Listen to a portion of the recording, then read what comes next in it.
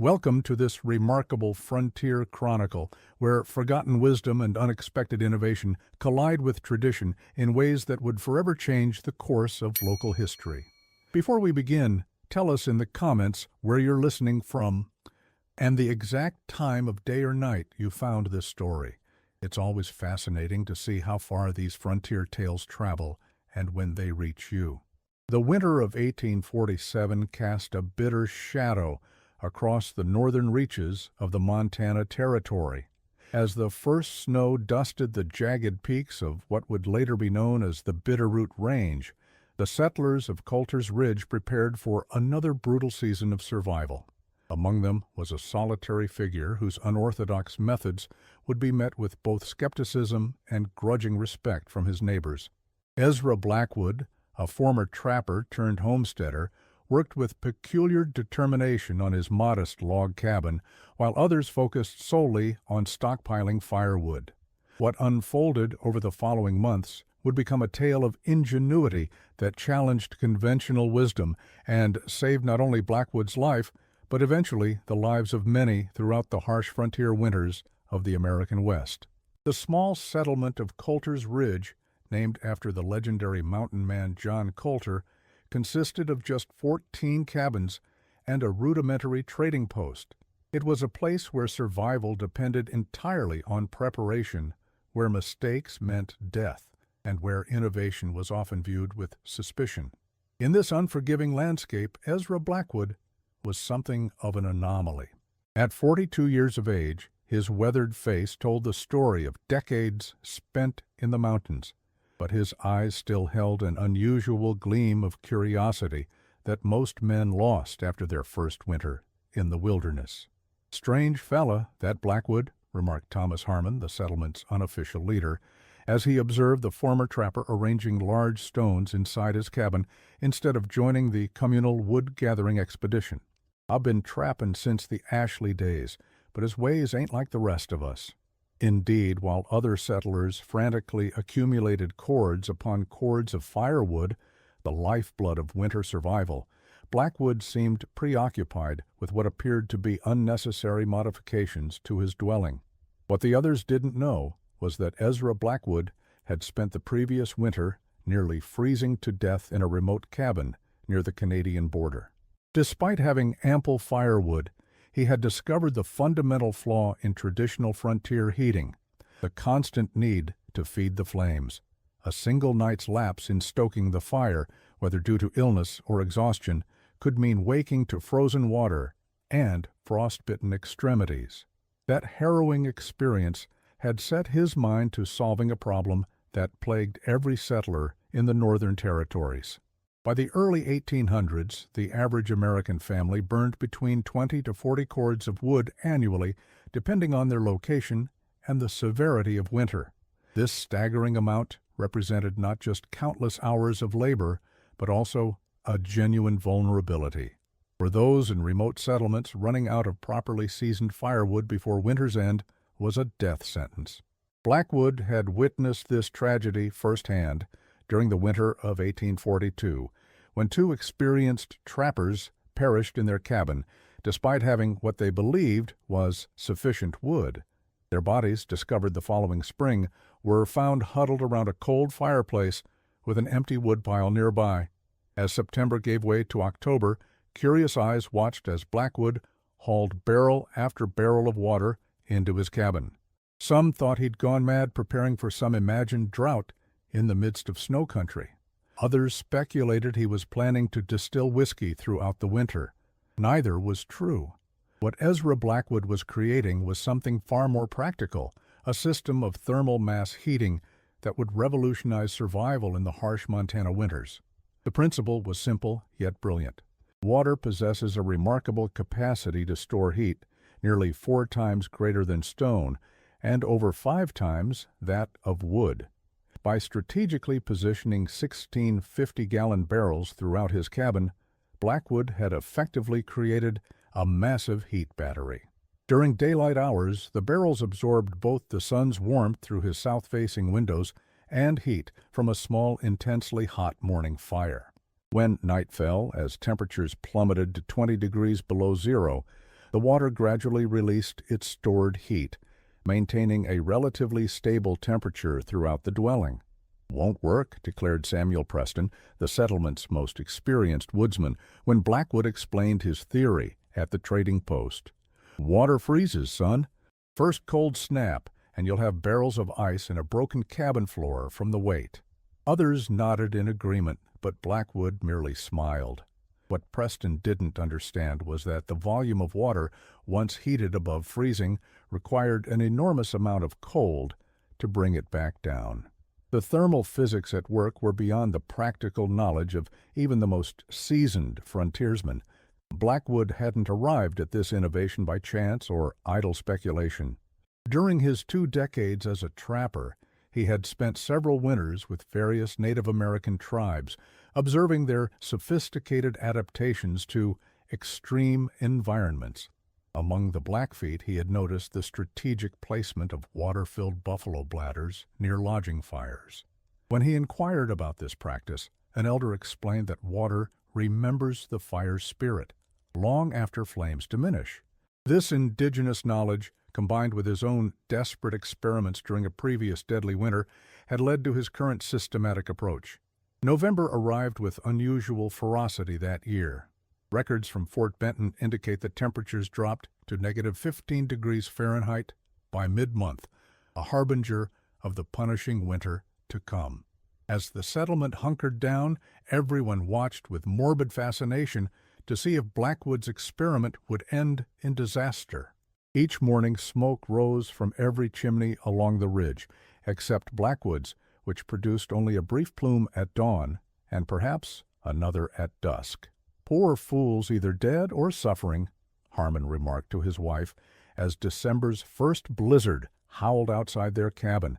They had been burning through their wood supply at an alarming rate, already consuming nearly a quarter of what they had gathered. At this rate, they would be forced to venture out for more wood during the most dangerous months of winter. But Ezra Blackwood was neither dead nor suffering. His cabin, while not as warm as one with a roaring fire, maintained a steady temperature between 50 and 60 degrees Fahrenheit. Most crucially, it did so with remarkably little wood consumption, roughly 1/5 of what the other cabins required. His single morning fire, burned hot and fast rather than long and slow, heated the water in his barrels, which then radiated warmth throughout the day and night. The genius of Blackwood's system lay not just in the thermal properties of water, but in his meticulous arrangement of the barrels. 4 were positioned to catch direct sunlight through south-facing windows during daylight hours.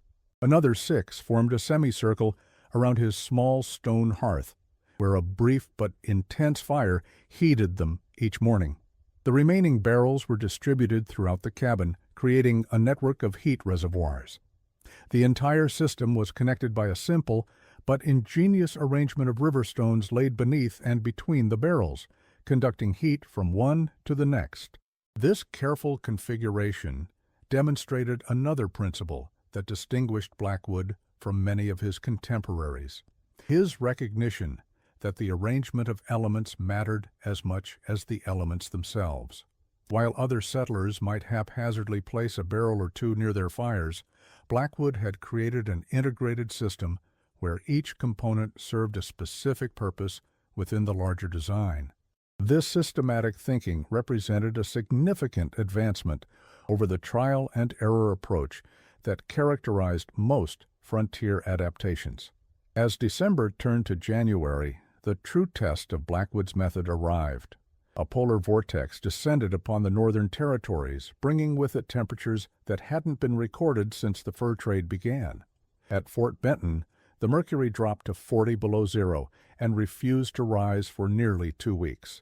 Across the frontier, inexperienced settlers and even seasoned mountain men perished in their cabins as firewood supplies dwindled or proved insufficient against the merciless cold. Historical weather records confirm that the winter of 1847-1848 was indeed one of the most severe in the region's recorded history. The territorial governor's report filed the following spring described it as a season of unprecedented harshness that tested the mettle of even our most seasoned inhabitants. The document specifically noted the extraordinary mortality among isolated settlements, with an estimated 15% of the territorial population lost to cold-related causes, a figure that would have been higher without the spread of innovative heating methods through the latter half of the season. At Coulter's Ridge, panic set in as wood piles diminished at an alarming rate. The settlement had lost 2 men already in a desperate attempt to fell more trees during a brief break in the storms. By the end of January, most cabins had consolidated, with multiple families crowding together to conserve heat and wood. The trading post became a refuge of last resort, with nearly 20 people huddled around its central stove. Through it all, Ezra Blackwood's chimney continued its peculiar pattern, a small plume of smoke at dawn, another at dusk, and nothing more. Curiosity finally overcame skepticism when Thomas Harmon, nearly out of firewood himself, trudged through waist-deep snow to check on the supposedly doomed trapper. What he found astonished him. Blackwood's cabin was not warm by conventional standards, but it was far from freezing. While Harmon's own home had ice forming on the inside walls despite a constant fire, Blackwood's dwelling remained consistently above freezing with minimal effort. The barrels of water, now covered with handmade quilts to better radiate heat, had created a microclimate that defied the Arctic conditions outside. This use of insulating covers over the water barrels represented another key insight. Thermal mass must not only store heat, but release it at an appropriate rate. The quilts, strategically placed and removed at different times of day, allowed Blackwood to control when and how quickly the stored heat dissipated into his cabin.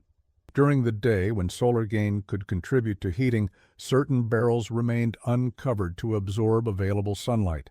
At night, all were covered, creating a slow, steady release of warmth that lasted until morning. "Show me," Harmon demanded, his tone a mixture of desperation and disbelief. With the settlement facing a life-threatening shortage of firewood, Blackwood's method offered a glimmer of hope.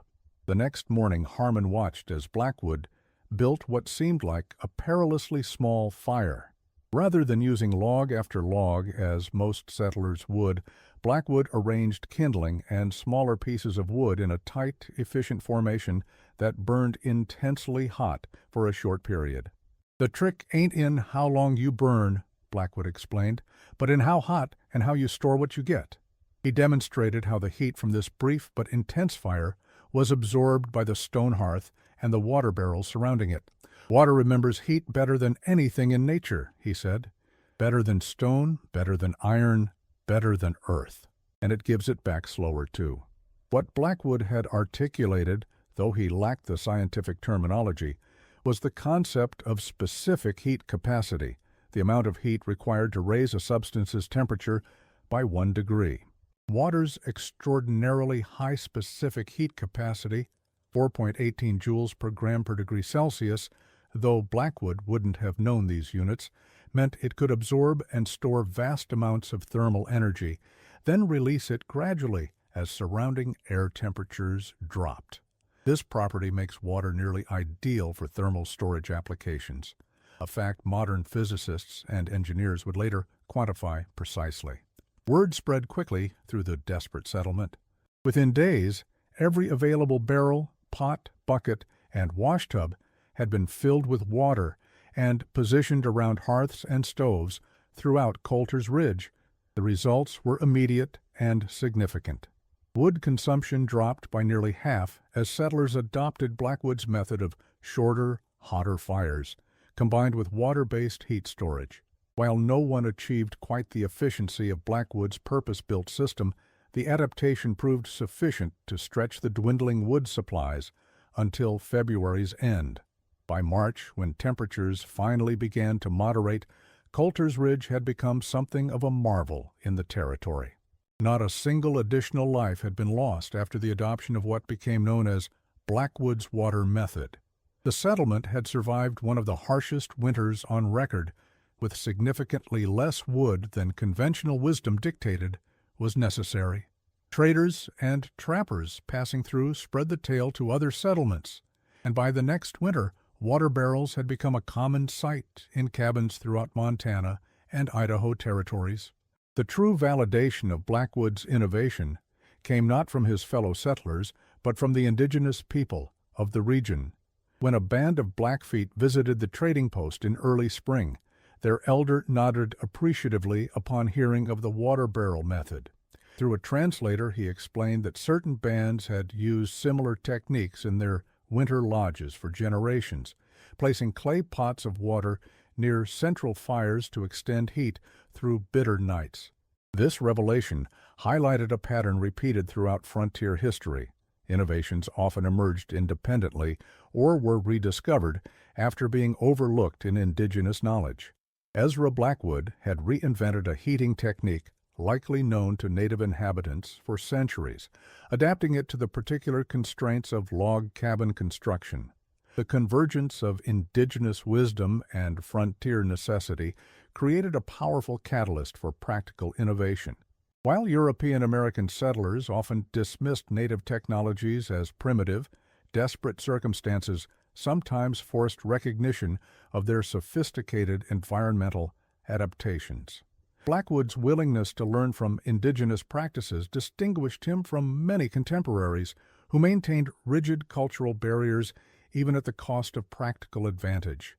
The records of Montana's territorial government contain a brief mention of Ezra Blackwood in an 1851 report on settlement conditions, noting his remarkable economy of fuel through innovative water storage techniques. Beyond this scant official recognition, Blackwood's method spread through the practical oral tradition of frontier knowledge. No patents were filed, no fortunes made from the innovation. Like many practical adaptations to frontier life, it was simply incorporated into the collective wisdom of survival. This pattern, practical innovations spreading through informal networks rather than commercial or institutional channels, characterized much frontier technological development. Unlike Eastern innovations typically driven by market opportunities and protected by patents, Western adaptations often emerged from survival necessity and spread freely through demonstration and word of mouth. This created a more democratic innovation ecosystem where effectiveness rather than commercial potential determined adoption. What happened to Ezra Blackwood himself remains somewhat murky in historical records. Some accounts suggest he moved further west as the territory became more settled, always preferring the solitude of the wilderness. A journal entry from a survey expedition in 1858 mentions encountering an aging trapper named Blackwood near the Idaho border, still using his water barrel heating method in an isolated cabin. Whether he lived out his days in the mountains he loved or eventually returned to civilization remains unknown. The last confirmed record appears in an 1863 mining camp register near present-day Salmon, Idaho, listing E. Blackwood Trapper as having traded furs for supplies. By then he would have been approaching 60 years of age, remarkably long-lived for a mountain man of his era. Like many frontier figures, he eventually faded into the wilderness that had shaped his life, leaving behind practical innovations rather than personal legacy. The thermal mass heating method pioneered, or rediscovered, by Blackwood continued to evolve throughout the 19th century. By the 1870s, more sophisticated versions appeared in frontier architectural guides, often incorporating stone or brick masses alongside water storage. The principle found its way into greenhouse design, allowing for year-round growing even in northern climates. Today, passive solar homes and modern off-grid cabins still utilize the same fundamental concept, capturing heat during availability and slowly releasing it during scarcity. An 1873 territorial agricultural report documented an adapted version used for extending growing seasons in harsh environments. Several successful market gardens now employ water storage heating systems within greenhouse structures, maintaining viable growing temperatures with minimal fuel input even during severe winter periods. This adaptation, derived from residential heating methods developed in the 1840s, has enabled fresh produce cultivation previously impossible at these latitudes. These agricultural applications proved particularly valuable for frontier nutrition, helping address the vitamin deficiencies that frequently plagued winter diets dependent entirely on preserved foods. Medical records from territorial settlements show marked decreases in scurvy and related conditions in communities that maintained winter greenhouse production using thermal mass techniques adapted from residential heating systems. Perhaps the most profound aspect of Blackwood's innovation was not technological, but philosophical. In an environment where survival typically demanded more wood, more labor, more constant vigilance, he demonstrated the power of smarter rather than harder work. His approach emphasized efficiency over abundance, careful design over brute force consumption of resources. This shift in perspective represented a significant evolutionary step in frontier adaptation. Where initial settlement typically approached environmental challenges through maximizing resource extraction and consumption, Blackwood's method demonstrated that understanding and working with natural principles could achieve better results with fewer resources. This approach, observation before action, efficiency before expansion, would increasingly characterize successful long-term settlement strategies throughout the Western territories. In the annals of frontier history, Ezra Blackwood represents countless unnamed innovators who, through necessity and ingenuity, developed solutions to the challenges of survival in North America's harshest environments. While famous mountain men like Jim Bridger and Kit Carson achieved renown through exploration and trailblazing, figures like Blackwood made contributions equally vital to westward expansion. They developed the practical knowledge that made sustainable settlement possible.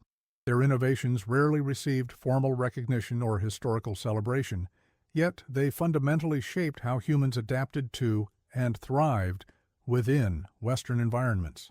The territorial historian William Henderson acknowledged this pattern in his 1892 assessment.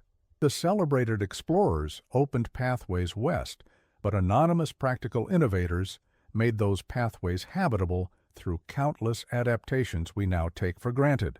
History recalls the former while depending upon the latter. The winter of 1847-48 faded into history, but the lesson of Blackwood's water barrels echoes into our present day.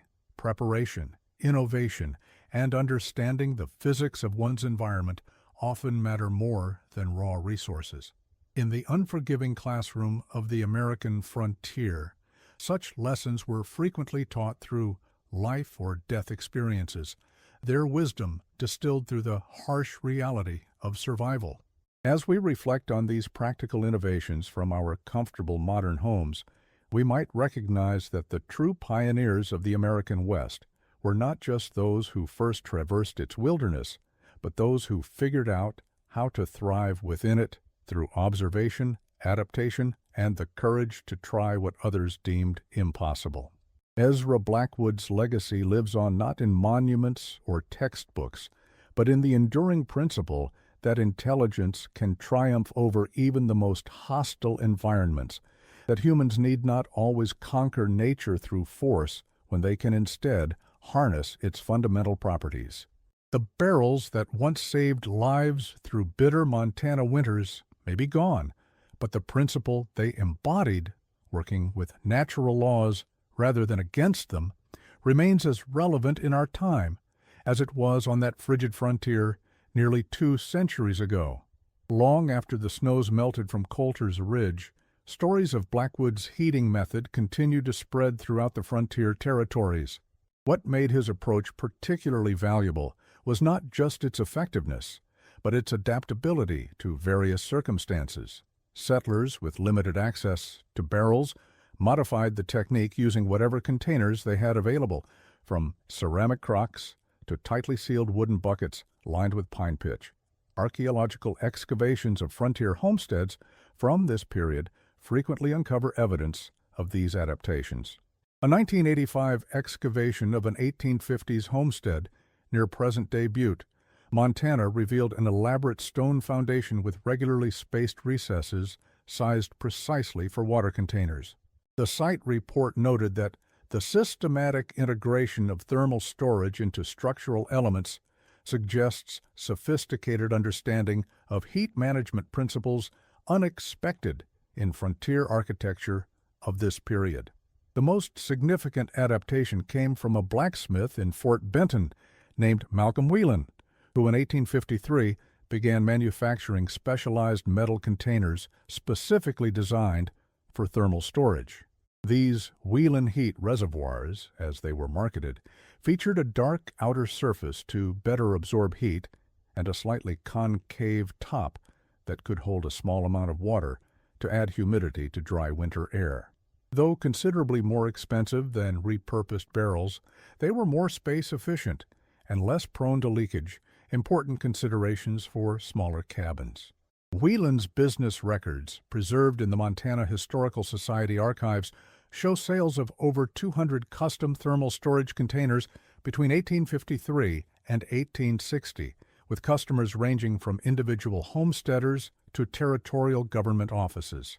An 1857 advertisement in the Fort Benton Register promoted these devices as combining the proven efficiency of the water barrel method with superior containment and appearance suitable for respectable households. This commercial development represented an important transition from makeshift adaptation to purposeful manufacture. Government survey reports from the 1860s mention the water barrel heating method in assessments of frontier settlements, noting its contribution to forest conservation in territories where wood was scarce or difficult to harvest during winter months. An 1864 report observed that settlements employing the technique used approximately 40% less firewood than those relying solely on traditional heating methods. The Territorial Forestry Assessment of 1870 explicitly connected heating efficiency to sustainable settlement. Communities employing water-based thermal storage maintain viable wood supplies within reasonable proximity despite multiple seasons of habitation, while settlements relying exclusively on conventional heating methods typically exhaust local resources within 3 to 5 years, necessitating either relocation or increasingly distant harvesting expeditions. The physics underlying Blackwood's method eventually gained scientific validation through the emerging field of thermodynamics. This conservation impact extended beyond immediate survival to influence broader resource management approaches. Water's exceptional heat capacity, its ability to absorb and retain thermal energy, made it an ideal medium for the practical application of principles that scientists like James Prescott Joule were simultaneously quantifying in laboratories across the Atlantic. What frontier settlers observed through practical experience, scientists were beginning to express in mathematical formulas. This convergence of practical and theoretical knowledge would eventually create the foundation for modern passive solar design and thermal storage systems. The academic journal American Physics Quarterly published a theoretical analysis of water-based thermal storage in 1881, mathematically confirming what frontier experience had demonstrated decades earlier. The author, Professor William Thompson of Harvard University, acknowledged this connection. What practical necessity discovered through empirical observation, science now confirms through mathematical proof. Despite its effectiveness, the water barrel method was not without flaws and limitations. In prolonged periods of extreme cold with little sunlight, even the substantial thermal mass of water would eventually cool below comfortable temperatures without some additional heat input. The technique worked best as a supplement to, rather than a replacement for, wood heating, allowing for significant conservation rather than elimination of fuel use. Additionally, the weight of water-filled barrels could stress cabin floors not specifically designed to support such loads, sometimes requiring reinforcement. Settlers adapted to these limitations through various practical measures.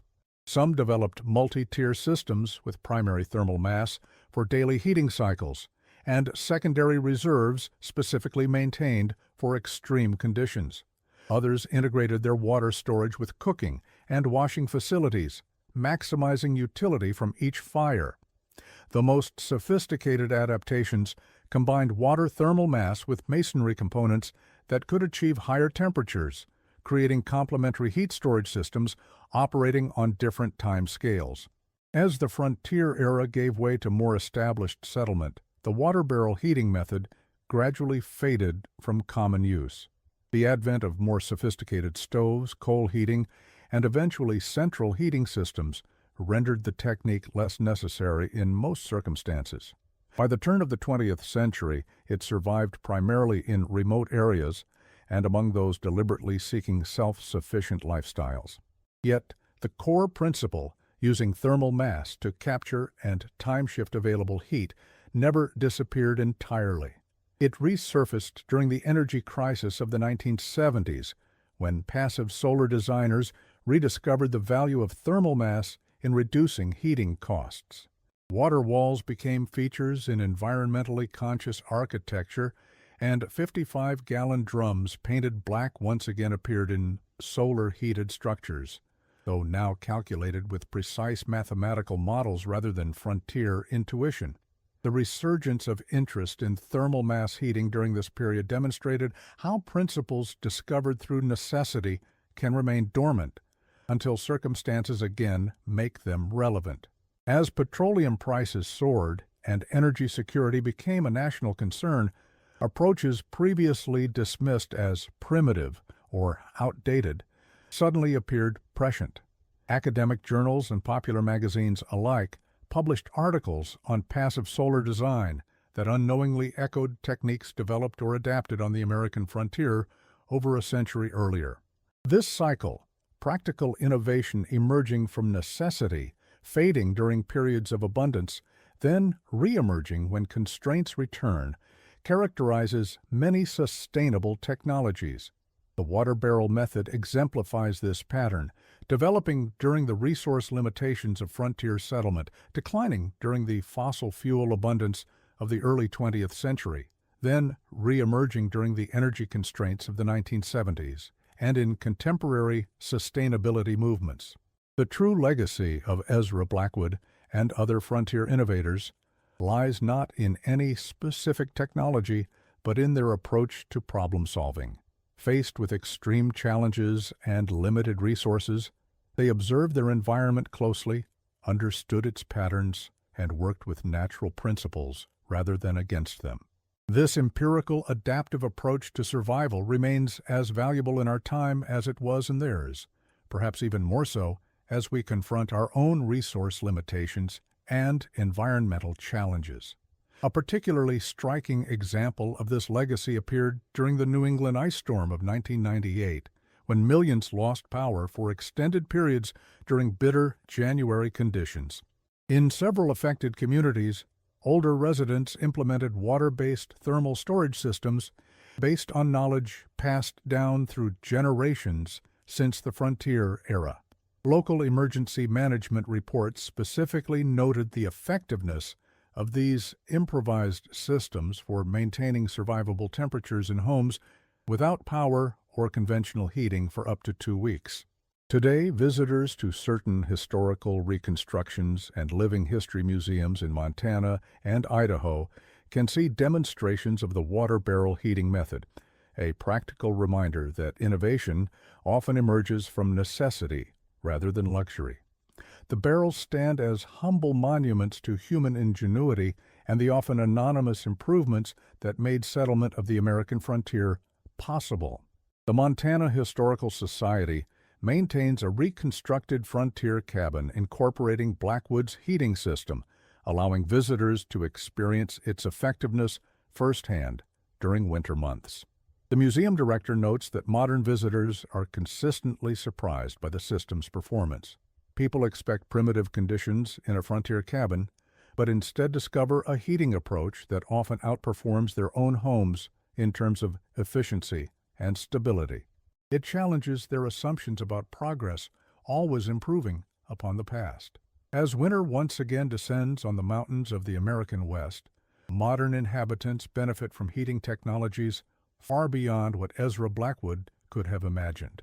Yet, in off-grid cabins, remote research stations, and sustainable living experiments across the region, Variations of his method continue to serve the same purpose they did in 1847, harnessing the remarkable properties of water to make survival not just possible, but sustainable through the harshest conditions nature can deliver. The principle has even found applications in contemporary space exploration, where thermal mass systems help moderate temperature extremes in lunar habitat designs. NASA engineering documents specifically reference frontier-derived passive thermal management principles as inspiration for life support systems intended for long-duration missions where active heating systems may prove prohibitively resource-intensive or vulnerable to failure. The next time you feel the radiating warmth of a thermal mass, whether from a sunlit stone wall, a masonry heater, or a modern passive solar home, you're experiencing the same physical principles that a resourceful mountain man once used to survive a Montana winter with minimal firewood. It's a direct connection to the practical wisdom of the frontier, a reminder that sometimes the cleverest solutions are also the simplest. In an era increasingly concerned with resource conservation and sustainable living, perhaps there's something valuable to rediscover in Blackwood's water barrels, not just as historical curiosities, but as inspiration for approaches to modern challenges. The mountain men may be gone, but the mountains remain, and with them, the eternal challenge of living harmoniously within environments that can be both breathtakingly beautiful and unforgivingly harsh. The enduring impact of Ezra Blackwood's water barrel method extended well beyond its practical applications to influence frontier medicine, agriculture, and even social structures in ways that fundamentally shaped Western settlement patterns. These broader implications reveal how a single innovation could ripple through multiple domains of frontier life, transforming not just how settlers survived winter, but how they approached numerous aspects of existence in harsh environments. One of the most significant extensions of Blackwood's thermal storage principle appeared in frontier medical practices, where heat regulation presented life-or-death challenges during severe winters. The Territorial Physician's Manual, published in Helena in 1862, devoted an entire chapter to conservation of thermal resources in medical treatment, explicitly referencing the water barrel method as a model for approaches to maintaining stable temperatures for both patient care and medicinal preparations. The manual offered specific guidance for adapting the water barrel method to medical applications. For treatment of severe hypothermia, arrange water containers previously heated to approximately 100 degrees in concentric circles surrounding the patient, beginning at 3 feet distance and gradually repositioned closer as body temperature rises. This approach provides consistent warming without the dangerous temperature fluctuations characteristic of direct fire heating. Dr. Samuel Hardwick, who served as a circuit physician throughout Montana Territory from 1859 to 1874, documented numerous adaptations of thermal storage principles in frontier medical practice. His journals describe how isolated homesteads incorporated water barrel systems specifically designed for maintaining medical supplies and treatment areas at stable temperatures, regardless of external conditions or fuel availability. The greatest challenge in frontier medicine isn't merely knowledge or supplies, but maintaining appropriate conditions for treatment when conventional resources fail, Hardwick wrote. Those families who have adapted the water method for medical purposes have demonstrated markedly better outcomes during winter emergencies, particularly in cases of childbirth, fever management, and treatment of exposure injuries. Hardwick's records indicate that infant and maternal mortality rates were significantly lower in settlements and homesteads that had implemented thermal storage systems compared to those relying solely on constant fire maintenance. The ability to maintain stable temperatures without constant tending proved particularly valuable during prolonged labor or when caregivers themselves became ill or injured. In the Pearson homestead, Mrs. Pearson delivered safely during the blizzard of 1866 despite her husband being incapacitated with a broken leg, Hardwick recorded. Their adapted water barrel system maintained livable warmth for 3 days with minimal fire tending by their 10-year-old daughter. In similar circumstances, without such preparations, I have witnessed tragic outcomes that might have been prevented. This medical application represented a crucial evolution in frontier adaptation, moving beyond basic survival to improving quality of life and resilience through applied understanding of natural principles. Settlements that incorporated such approaches showed consistently better health outcomes during winter isolation, creating a powerful incentive for adoption that transcended mere comfort or convenience. The Territorial Health Survey of 1870 explicitly noted this correlation, documenting that communities employing conservation heating methods report significantly reduced winter mortality, particularly among vulnerable populations including infants, elderly, and the infirm. This official recognition further accelerated adoption throughout the region as territorial governments actively promoted these approaches as public health measures. Beyond medicine, the water barrel method's principles found application in frontier food production and preservation systems. The fundamental insight that water's thermal properties could be harnessed to moderate temperature fluctuations proved equally valuable for protecting crops from frost, maintaining appropriate conditions for food fermentation and storage, and extending growing seasons in harsh climates. Jacob Weinhardt, who established an orchard near present-day Kalispell, Montana in 1868, documented his adaptation of Blackwood's principles to fruit production in what would otherwise have been an impossibly challenging climate. His agricultural journals describe a sophisticated system of water-filled trenches surrounding young fruit trees designed to moderate soil temperature fluctuations and protect roots from killing frosts. Having observed how the water barrels in my cabin maintain heat, I considered whether the same principle might protect my trees, Weinhardt wrote. The results have exceeded all expectations. Where neighboring attempts at fruit cultivation have failed entirely, my orchard has survived 3 winters and begun producing modestly. The water trenches, once frozen, release heat so gradually during spring thaws that the trees are protected from the fall starts that destroy most frontier orchard attempts. This application addressed one of the most significant challenges in northern agriculture, the freeze-thaw cycles of late winter and early spring that frequently killed fruit trees by triggering premature bud development followed by killing frosts. By moderating these temperature fluctuations, Weinhardt's adaptation enabled commercial fruit production in regions previously limited to hardier but less valuable crops. Weinhardt's success inspired numerous imitations throughout the Northern Territories, contributing to the establishment of commercial fruit production in regions previously considered unsuitable for such cultivation. By the 1880s, these adapted growing techniques had created thriving orchard districts in several northern valleys, significantly improving frontier nutrition and economic diversification. The Territorial Agricultural Report of 1885 specifically credited thermal moderation techniques derived from mountain tradition with enabling agricultural diversification previously considered impossible at these latitudes and elevations. This official recognition highlighted how a principle originally applied to cabin heating had evolved to transform regional agricultural possibilities. Perhaps most remarkably, thermal storage principles influenced frontier architectural evolution beyond simple heating applications, contributing to distinctive regional building styles that would later be recognized as uniquely adapted to Western environments. The Montana Stone Foundation became a characteristic feature of territorial construction, incorporating water reservoirs and thermal mass principles directly into building design rather than as afterthoughts. Archaeological excavations of structures from this period reveal sophisticated thermal management systems integrated into building foundations and wall designs.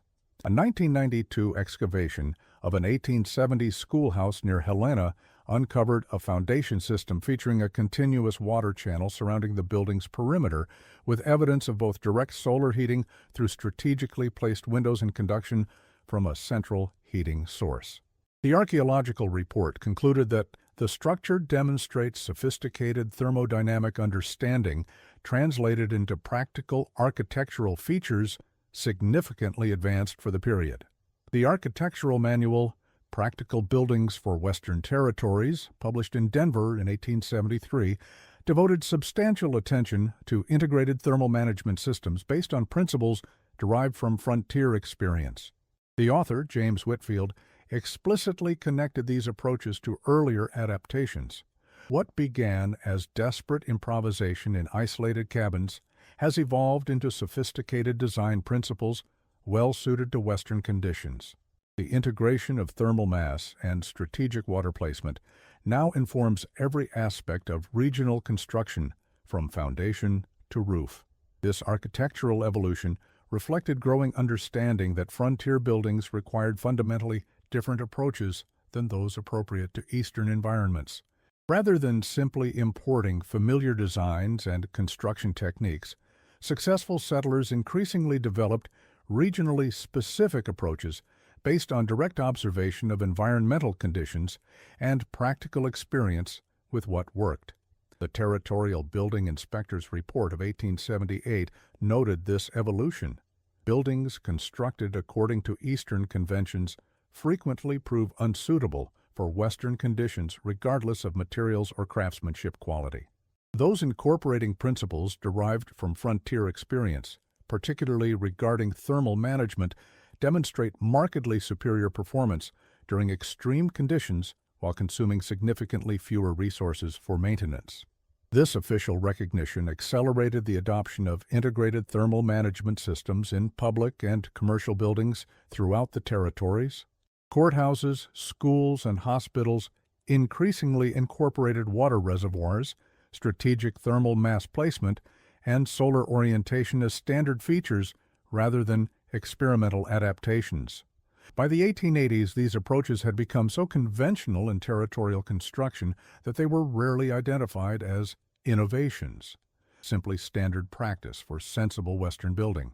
The water barrel method also influenced social patterns in frontier settlements in ways that transformed community structures and gender roles. The labor implications of different heating approaches created significant impacts on daily life and community organization, particularly during winter months when survival activities dominated frontier existence.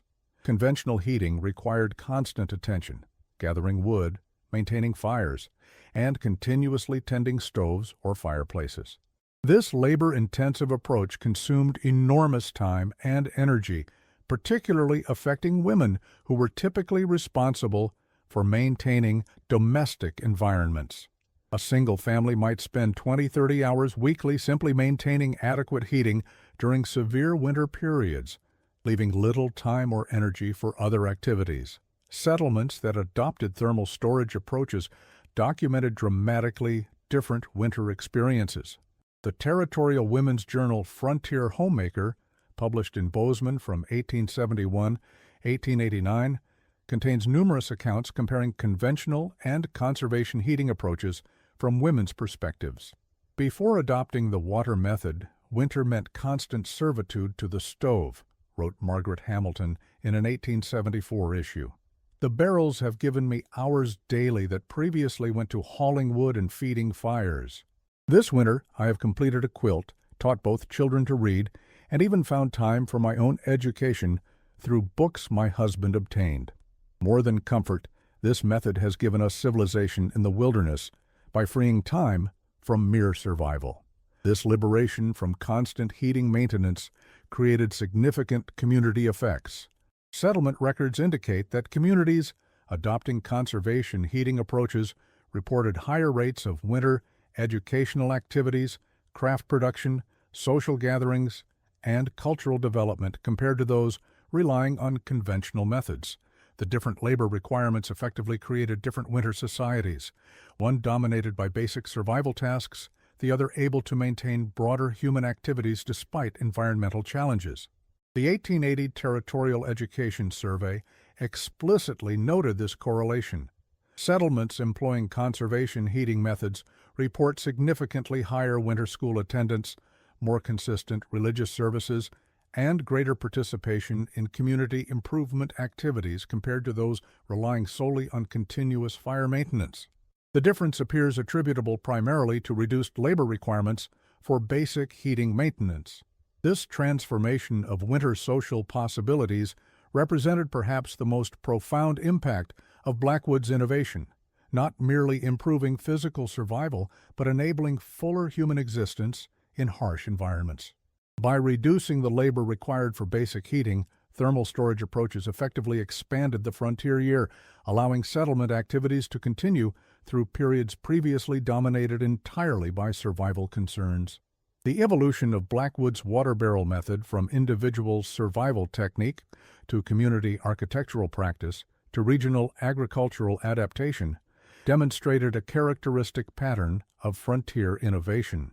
Initial adaptations typically emerged from individual necessity, spread through informal networks based on demonstrated effectiveness, received refinement through collective experience, and eventually achieved institutional recognition and systematic application. This pattern differed significantly from innovation models that prevailed in more developed regions, where technological advances typically emerged from formal research, received institutional validation through academic or commercial channels, and disseminated through market mechanisms or government programs. Frontier innovation was more democratic, more empirical, and more immediately responsive to environmental conditions, qualities that produced solutions remarkably well adapted to specific regional challenges. The Territorial Science Report of 1882 explicitly recognized this distinctive pattern. While Eastern innovation proceeds primarily through formal channels from theory to application, Western territories demonstrate a reverse progression from practical adaptation to theoretical understanding. This empirical approach has produced techniques and technologies uniquely suited to regional conditions, often achieving practical objectives that conventional approaches have failed to address adequately. This acknowledgment reflected growing recognition that frontier necessity had generated legitimate innovation, deserving scientific respect rather than merely crude adaptation awaiting proper technological replacement. The water barrel method and similar frontier practices increasingly received serious study from academic and government researchers seeking to understand their principles and potential applications beyond their original contexts. Professor Thomas Richardson of the newly established Montana Territorial College visited numerous settlements in 1883 specifically to document heating adaptations and their principles. His report to the territorial legislature concluded, "What began as desperate improvisation has evolved through practical refinement into approaches that demonstrate sophisticated understanding of physical principles, though expressed in vernacular terms rather than scientific language." These methods warrant serious study not merely as historical curiosities, but as legitimate technological adaptations with potential applications beyond their original contexts. This academic validation accelerated the systematic documentation and dissemination of frontier heating approaches. The Practical Science for Western Territories series, published from 1885 to 1891, provided detailed explanations of thermal storage principles, construction techniques, and practical applications accessible to settlers without scientific training. These publications effectively translated frontier empirical knowledge into more formalized understanding without losing the practical wisdom that made the approaches effective in their original contexts. The water barrel method's journey from desperate improvisation to recognized technology highlighted a fundamental truth about innovation in challenging environments, that necessity often produces insights and approaches that theoretical understanding might never generate. By working directly with natural materials under extreme conditions with limited resources, frontier innovators like Blackwood sometimes discovered principles and applications that more conventional technological development would overlook or dismiss. This pattern of innovation through constraint rather than abundance offers valuable perspective for contemporary challenges. As modern society confronts resource limitations and environmental impacts, Approaches that emerged from frontier necessity may provide inspiration for sustainable technologies precisely because they had to function within natural constraints rather than overriding them through resource-intensive applications. The fundamental insight embodied in Blackwood's approach, working with natural properties and patterns rather than against them, represents an innovation philosophy increasingly relevant to contemporary sustainability challenges. Where conventional technological development often seeks to overcome environmental limitations through increasing resource and energy inputs, frontier adaptations typically sought harmony with natural systems, using understanding of environmental patterns to achieve human objectives with minimal resource consumption. This philosophical distinction transcends specific technologies or historical contexts to represent alternative approaches to human-environment relationships. The water barrel method embodies an approach characterized by observation before intervention, adaptation before imposition, and harmony before dominance, an approach that emerged from frontier necessity but offers principles with enduring relevance to sustainable living in any context. As modern society confronts increasing resource constraints and environmental impacts, this frontier wisdom offers valuable perspective. The mountain man who arranged water barrels to survive a Montana winter was responding to immediate necessity rather than environmental philosophy. Yet his practical solution embodied principles increasingly aligned with contemporary sustainability concerns, working with natural flows rather than against them, storing abundance rather than continuously consuming, and respecting environmental constraints rather than attempting to overcome them through resource-intensive technologies. The territorial legislature recognized this broader significance in an 1889 report on resource conservation. The methods developed through frontier necessity may prove our most valuable territorial export, representing approaches to resource utilization suited to long-term settlement rather than short-term extraction. As eastern regions begin to encounter resource limitations previously unknown, our necessity-driven adaptations may provide models for more sustainable development throughout the nation. This prophetic observation anticipated how approaches born of frontier scarcity might eventually inform broader societal responses to resource constraints. The water barrel method and similar conservation-oriented innovations represented not just practical techniques, but fundamentally different approaches to human-environment relationships compared to the resource-intensive development patterns that prevailed elsewhere. The ongoing relevance of these approaches became apparent during subsequent resource crises throughout American history. The conservation movement of the early 20th century, Depression-era resource programs, World War II material conservation efforts, energy crisis responses of the 1970s, and contemporary sustainability initiatives have all rediscovered and reapplied principles first demonstrated in frontier adaptations like the water barrel method. Each rediscovery has adapted the core principles to contemporary materials, technologies, and contexts, while maintaining the fundamental insights about working with natural patterns rather than against them.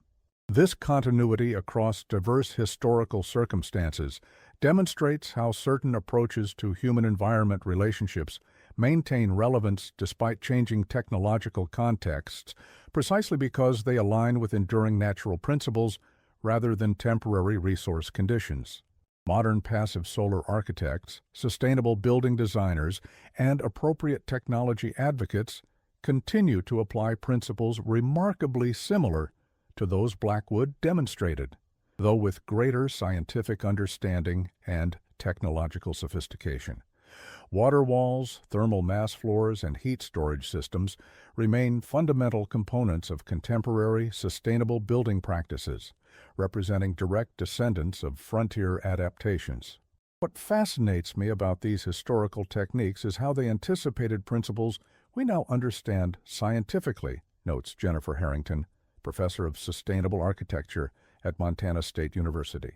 The settlers didn't have our terminology or measurement tools, but through observation and experimentation, they discovered fundamental principles about thermodynamics and applied them effectively.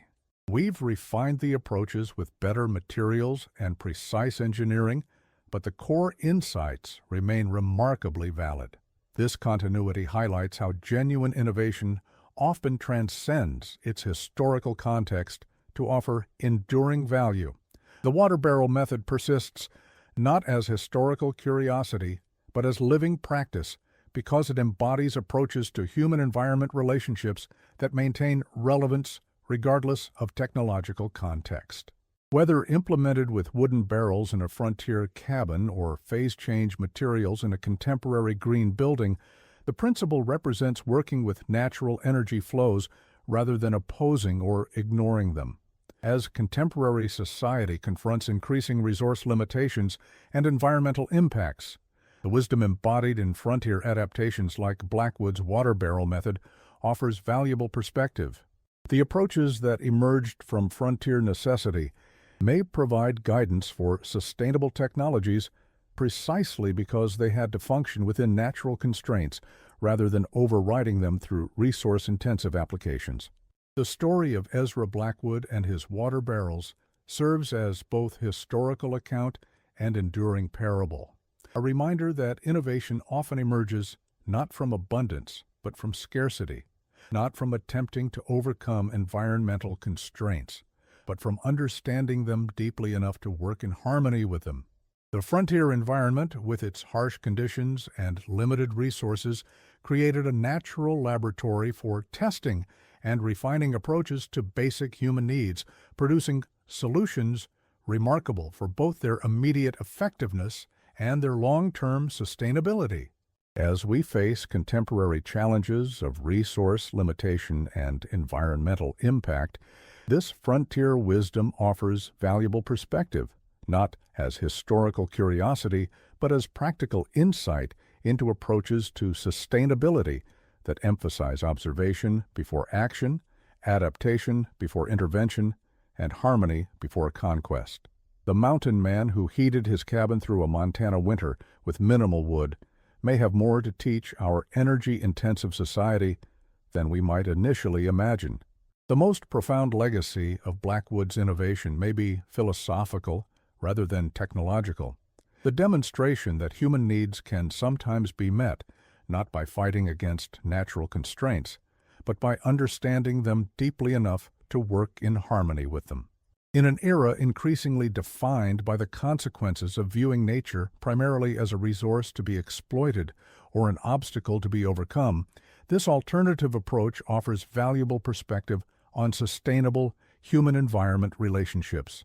The cabin stands empty now, the mountain man long gone. But the principles he discovered through necessity endure, as relevant to our resource-constrained world as they were to his. In that enduring relevance lies perhaps the most valuable frontier lesson of all, that sometimes the cleverest way to meet human needs isn't to overcome natural limitations through resource consumption, but to understand those patterns deeply enough to work within them. It's a wisdom born of necessity on the American frontier that may prove essential to navigating the challenging terrain of our common future. The profound wisdom embodied in Blackwood's water barrel method eventually extended beyond practical applications to influence frontier philosophical perspectives on human-environment relationships. As settlers gained experience with Western landscapes and climate extremes, many developed distinctive environmental ethics that departed significantly from perspectives prevailing in more developed regions. The territorial philosopher and amateur scientist Theodore Matthews, who documented frontier philosophical developments during the 1870s and 1880s, identified what he termed adaptive harmony as a distinctive ethical framework emerging from practical frontier experience. His 1884 treatise, Philosophical Reflections from Territorial Experience, explicitly connected innovations like the water barrel method to broader shifts in environmental thinking. The settler who arranges water barrels to capture and gradually release the sun's energy is not merely solving a practical heating problem, but demonstrating fundamentally different relationship with natural systems compared to conventional approaches, Matthews wrote. Where traditional methods attempt to overcome environmental limitations through resource consumption, adaptive techniques work within natural patterns, achieving human objectives through understanding rather than dominance. This philosophical framing represented important articulation of implicit values embodied in frontier adaptations. Though most settlers adopted techniques like the water barrel method for purely practical reasons without philosophical reflection, their approaches nevertheless embodied ethical stances toward human-environment relationships with broader implications beyond specific applications.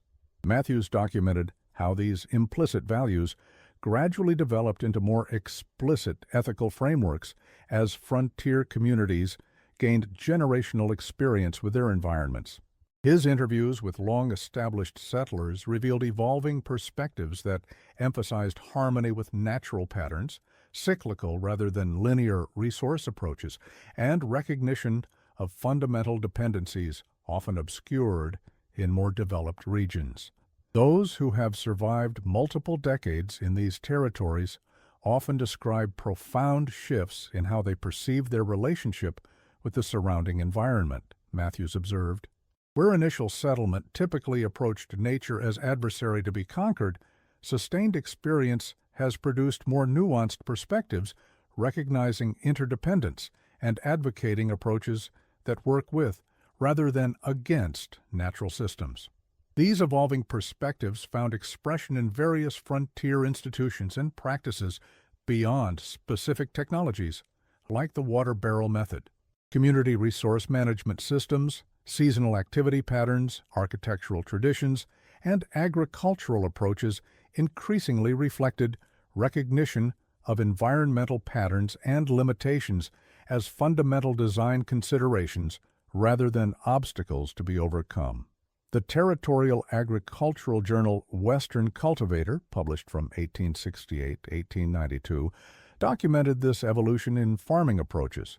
Early editions typically presented environmental challenges as enemies to be defeated through determination and technology, while later volumes increasingly advocated what editor Samuel Peterson termed adaptive cultivation, approaches that worked within environmental patterns rather than attempting to impose farming systems developed for entirely different conditions. The successful Western farmer studies the patterns of his specific location, precipitation timing, soil characteristics, temperature fluctuations, and adapts his methods accordingly, rather than attempting to replicate approaches appropriate to Eastern environments. Peterson wrote in an 1858 editorial, "This represents not surrender to limitations, but sophisticated adaptation that ultimately produces more sustainable results than rigid application of conventional methods ill-suited to local conditions." This agricultural perspective paralleled the principles embodied in the water barrel method, applying similar recognition of working with natural patterns rather than against them to food production rather than heating. The resulting approaches created distinctive Western agricultural traditions characterized by emphasis on drought resistance, water conservation, and strategic use of microclimates, traditions that ultimately proved better adapted to Western environments than conventional farming methods imported from Eastern regions. The territorial conservation movement that emerged during the 1880s represented further development of these perspectives, advocating systematic protection of resources based on recognition of their finite nature and fundamental importance to settlement sustainability. Unlike Eastern conservation movements, often motivated primarily by aesthetic or moral concerns, Western territorial conservation typically emerged from practical recognition of resource limitations and dependencies experienced directly through frontier settlement. The Montana Watershed Protection Association, established in 1886, exemplified this perspective in its founding documents. Having witnessed the consequences of resource depletion firsthand, we recognize that sustained settlement requires maintained harmony with natural systems rather than unlimited extraction. Protection of watershed forests represents not sacrifice of economic opportunity, but essential investment in continued community viability.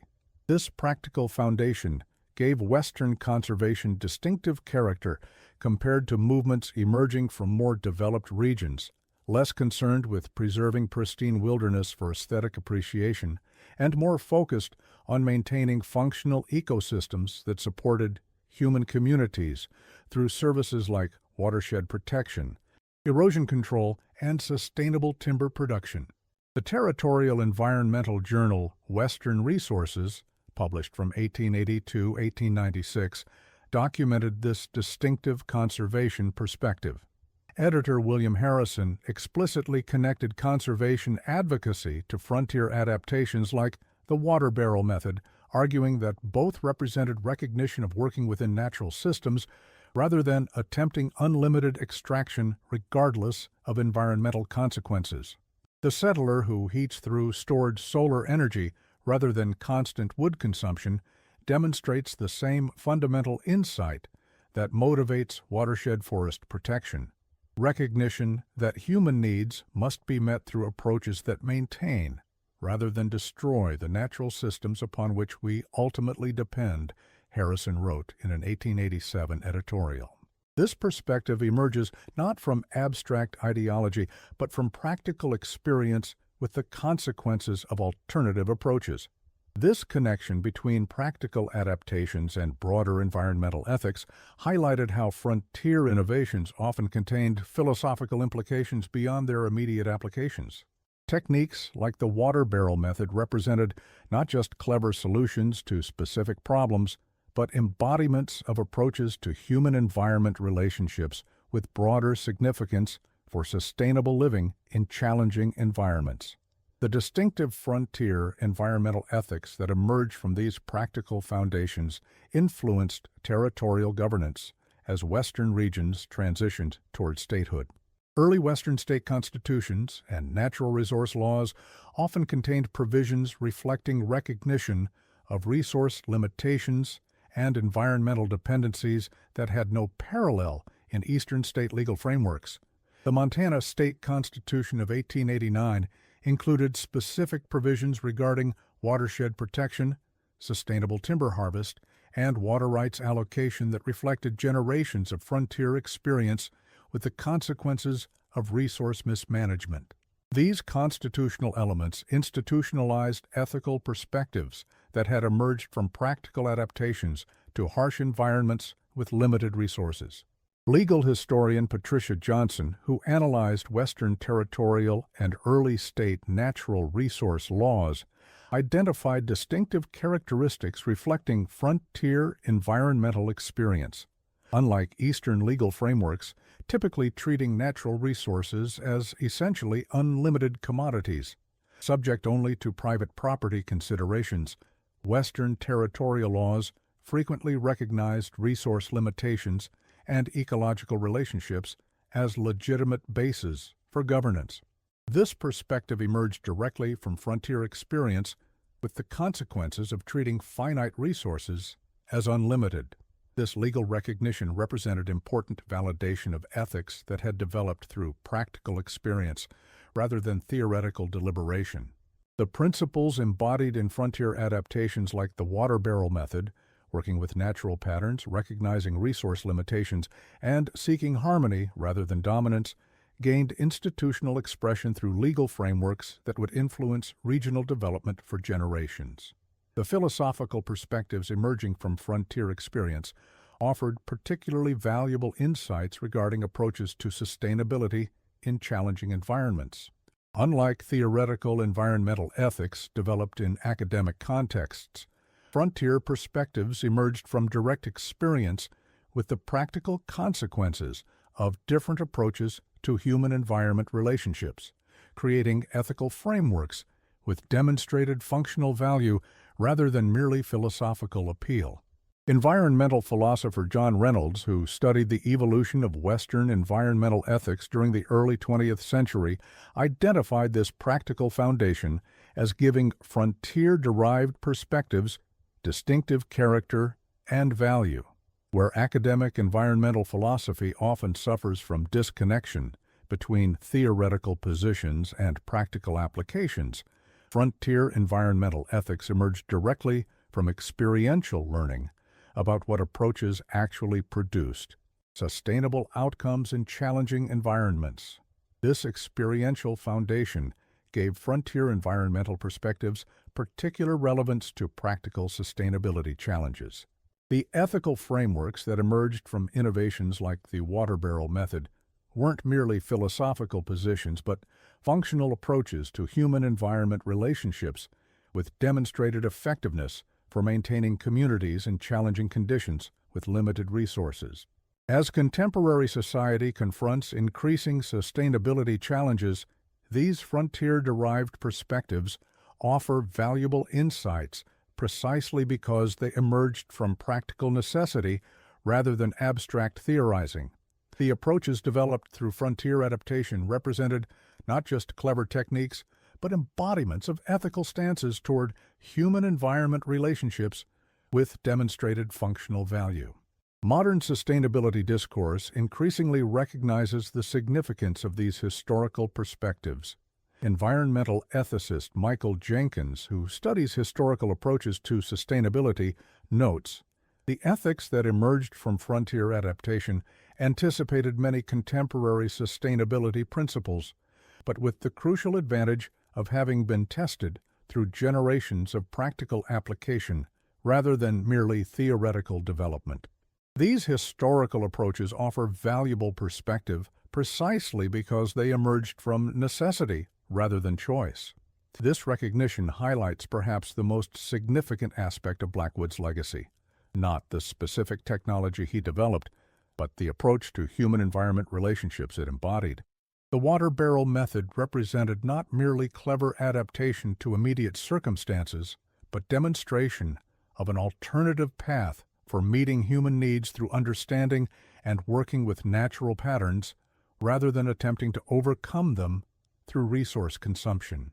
In the northern reaches of Montana today, not far from where Coulter's Ridge once stood, a small community of contemporary homesteaders has established what they call the Blackwood Institute, a living laboratory for applying frontier-derived principles to contemporary sustainability challenges.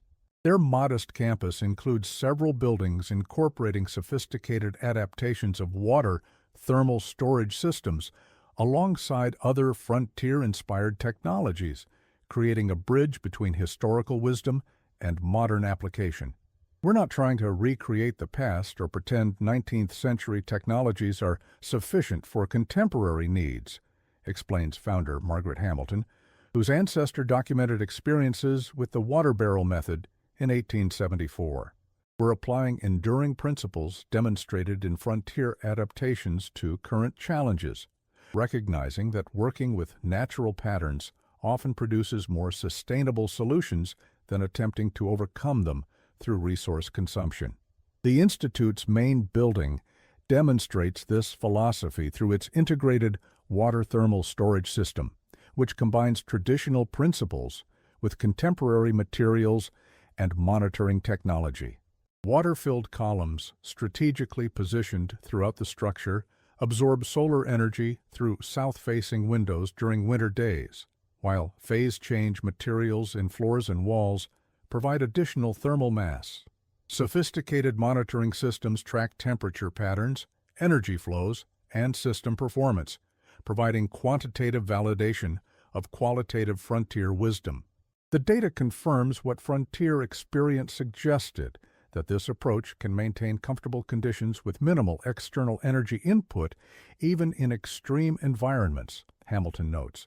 We've measured 60–80% reductions in heating requirements compared to conventional construction, with greater improvement during the most severe conditions when efficiency matters most.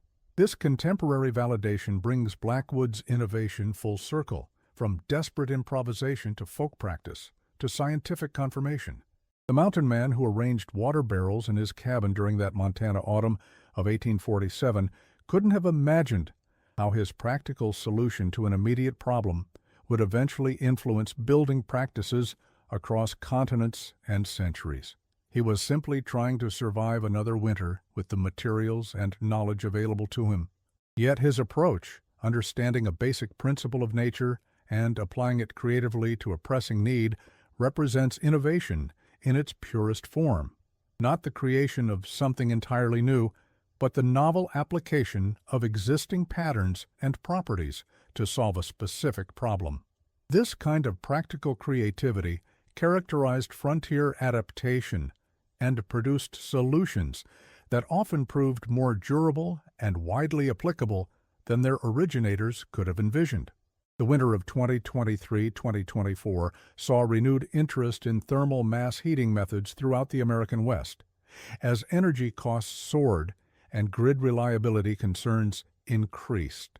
Contemporary practitioners from Montana to New Mexico implemented systems remarkably similar to Blackwood's original approach, using modern materials but maintaining the core principle of storing available heat for gradual release. Sarah Thornton, an architectural engineer who designs off-grid homes near Bozeman, notes that what was once frontier survival strategy has become forward-thinking sustainability practice. We're implementing essentially the same principle Blackwood demonstrated, though with more precise engineering and contemporary materials. The physics hasn't changed, just our understanding of why these approaches matter in a resource-constrained world. This evolution from survival necessity to conscious choice represents perhaps the most significant aspect of Blackwood's legacy. What began as desperate adaptation to extreme circumstances has become deliberate strategy for sustainable living, a transformation that highlights how necessity-driven innovation can sometimes anticipate values and approaches that later generations adopt by choice rather than compulsion. The water barrel method's journey from frontier cabins to contemporary sustainable architecture demonstrates how practical wisdom often operates cyclically rather than linearly, submerging during periods of apparent abundance only to resurface when circumstances again make efficiency and conservation necessary values rather than optional virtues. In this sense, Ezra Blackwood's innovation transcends its historical moment to offer enduring insight into approaches to human-environment relationships characterized by observation, adaptation, and respect for natural systems. The mountain man who arranged water barrels to survive a Montana winter couldn't have anticipated how his practical solution would influence building practices across centuries. But the principles he demonstrated remain as relevant in our time as they were in his. The ultimate measure of innovation isn't novelty for its own sake or technological sophistication for its own glory, but solutions that stand the test of time because they align human needs with natural systems, rather than setting them in opposition. By that standard, Ezra Blackwood's water barrel method represents innovation in its purest form, a solution born of necessity that continues to offer value across centuries, precisely because it works with rather than against fundamental natural principles. In the quiet wisdom of those water barrels lies a lesson as valuable today as it was on that frigid frontier, that sometimes the most powerful solutions come not from domination, but from understanding, not from consumption, but from conservation, not from force, but from harmony. It's a lesson written not in scientific journals or engineering textbooks, but in the practical adaptations of those who learn to survive and thrive in challenging environments by working with rather than against the natural world. The frontier has long since closed, but the fundamental challenge of living sustainably within environmental constraints remains as relevant as ever. In facing that challenge, we might find wisdom in unexpected places, not just in laboratories and research institutions, but in the practical adaptations of those who learned through necessity what we must now learn by choice. The mountain man's water barrels stand as humble monument to that enduring wisdom, a reminder that sometimes the best way forward involves looking back, not to return to the past, but to recover insights that might illuminate our path to a sustainable future. In his later years, according to the few remaining accounts, Ezra Blackwood developed an almost philosophical perspective on his heating method and its broader implications. A letter attributed to him, preserved in the Montana Historical Society archives and dated 1868, reflects this deeper understanding. What began as mere survival has revealed much to me about man's proper place in nature's order.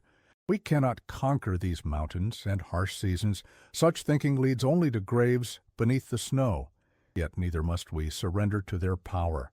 There exists a middle path where careful study of nature's ways reveals opportunities hidden from both the conqueror and the conquered. The man who fights the winter with nothing but axe and flame will exhaust himself before spring arrives. The man who learns to store the day's warmth for night's cold walks with nature rather than against her. This perspective, neither conquering nor surrendering, but seeking harmonious adaptation, characterizes the most successful approaches to environmental challenges throughout human history. Blackwood had discovered not just a heating technique but a philosophical stance toward human-environment relationships that transcends its historical context to offer guidance for contemporary sustainability challenges. The scholarly journal Environmental History published a comprehensive assessment of frontier thermal management approaches in 2019, noting their contemporary relevance. These historical adaptations demonstrate remarkable parallels with current passive solar design principles, suggesting that certain fundamental approaches to human-environment relationships maintain effectiveness regardless of technological context. The frontier thermal management techniques developed through practical necessity anticipated design principles, now supported by sophisticated engineering analysis and environmental modeling. This convergence of historical practice and modern theory offers valuable perspective on technological development pathways. Where conventional narratives often present technological evolution as linear progression from primitive to advanced, frontier adaptations like the water barrel method suggest alternative development trajectories based on different relationships with natural systems and resources. Environmental historian David Johnson, who specializes in frontier resource adaptations, frames this alternative pathway. What we see in innovations like Blackwood's water barrel method isn't a primitive precursor to real technology, but an entirely different approach to meeting human needs, one based on observation, adaptation, and working with natural patterns, rather than attempting to overcome them through resource consumption. This alternative technological pathway offers valuable perspective as we confront the limitations of resource-intensive approaches. This reframing challenges conventional assumptions about progress and advancement, suggesting that some historical practices represent not outdated techniques awaiting replacement, but alternative technological paths with renewed relevance in resource-constrained contexts. The water barrel method offers particularly clear demonstration of this pattern, declining during periods of abundant, cheap energy, but re-emerging during resource constraints as a sophisticated approach to thermal management with demonstrated effectiveness. The National Renewable Energy Laboratory's 2022 report on historical thermal management approaches explicitly acknowledged this pattern. What previous generations dismissed as primitive adaptations now appear remarkably sophisticated when analyzed through contemporary sustainability metrics. The thermal storage techniques developed on the American frontier demonstrate efficiency characteristics that compare favorably with many modern heating approaches, particularly regarding resilience during supply interruptions and performance under extreme conditions. This technical validation highlights how genuine innovation often transcends its historical context to offer enduring value regardless of technological sophistication. The water barrel method persists not through nostalgic attachment to historical practices, but through demonstrated functional superiority in specific applications and contexts, particularly those emphasizing resource conservation, resilience, and environmental integration. The increasing frequency of grid disruptions and energy supply uncertainties has accelerated interest in these historical approaches, creating unexpected convergence between frontier adaptations and cutting-edge resilience strategies. When Winter Storm Uri caused catastrophic power failures across Texas in February 2021, Communities and individuals with thermal mass heating systems based on historical precedents maintained survivable temperatures while conventional heating systems failed completely. The emergency management assessment following this disaster specifically noted the performance difference. Residences incorporating substantial thermal mass, particularly water-based storage systems, maintained interior temperatures 15–30 degrees higher than conventional construction during extended outage periods, providing crucial survival margins during extreme conditions. This practical validation during crisis conditions demonstrated the continuing relevance of approaches pioneered or adapted on the American frontier nearly 2 centuries earlier. As climate change increases weather extremes and resource constraints become more apparent, the wisdom embodied in frontier adaptations like Blackwood's water barrel method offers valuable perspective for developing resilient, sustainable approaches to basic human needs. The mountain man's practical solution to an immediate survival challenge may prove unexpectedly relevant to our contemporary sustainability challenges, precisely because it emerged from necessity rather than abundance, from observation rather than assumption, and from adaptation rather than dominance. In this convergence of historical wisdom and contemporary needs lies perhaps the most valuable frontier lesson, that genuine sustainability emerges not from conquering natural constraints, but from understanding them deeply enough to work in harmony with them. The water barrel method stands as elegant testimony to this enduring truth, a humble monument to human ingenuity, working within rather than against natural patterns. As winter once again descends on the mountains of the American West, modern inhabitants benefit from heating technologies far beyond what Ezra Blackwood could have imagined. Yet, in off-grid cabins, remote research stations, and sustainable living experiments across the region, variations of his method continue to serve the same purpose they did in 1847, harnessing the remarkable properties of water to make survival not just possible, but sustainable through the harshest conditions nature can deliver. The next time you feel the radiating warmth of a thermal mass, whether from a sunlit stone wall, a masonry heater, or a modern passive solar home, you're experiencing the same physical principles that a resourceful mountain man once used to survive a Montana winter with minimal firewood. It's a direct connection to the practical wisdom of the frontier, a reminder that sometimes the cleverest solutions are also the simplest. In an era increasingly concerned with resource conservation and sustainable living, perhaps there's something valuable to rediscover in Blackwood's water barrels, not just as historical curiosities, but as inspiration for approaches to modern challenges. The mountain men may be gone, but the mountains remain, and with them, the eternal challenge of living harmoniously within environments that can be both breathtakingly beautiful and unforgivingly harsh.